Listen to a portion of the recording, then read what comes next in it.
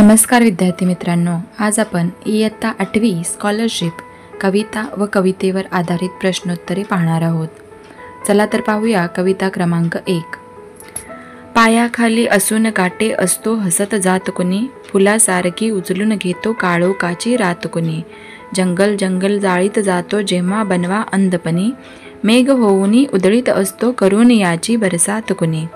अंधारी खूप असून विजांना वादळवारी फिरताना, गाभारातील शांत देवाचे असतो निर्भय वात कुणी. बाजारी मोजून पाकळ्या हिशोब सगळे होताना, हृदयाशी घेऊन फुलांना असतो गाणे गात कुणी.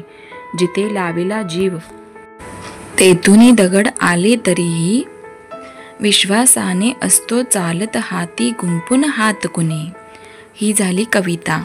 आता आपण पाहणार आहोत या कवितेवर आधारित प्रश्नोत्तरे. प्रश्न क्रमांक 1. दयेचा वर्षाव कोण करत आहे? वनवा, वारा, हृदय, ढग. उत्तर आहे पर्याय क्रमांक 4. प्रश्न क्रमांक 2. कवितेत असलेल्या जीव लावणे या वाक्यप्रचाराचा योग्य अर्थ कोणता? व्याकुळ होणे, तळमळणे, गलबलणे, माया लावणे. उत्तर आहे पर्याय क्रमांक 4.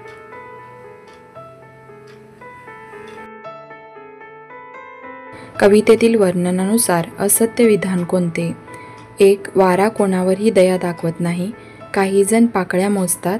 संकट समयी कोणीतरी मदतीला धावून येतो. वारा गाभाऱ्यातील दिवा विझवतोय. उत्तर आहे पर्याय क्रमांक 2 व 4. हे 2 पर्याय आहेत या उत्तराचे. तर हा व्हिडिओ आवडला असेल तर प्लीज लाईक करा, शेअर करा, सबस्क्राईब करा, कमेंट करायला विसरू नका. धन्यवाद.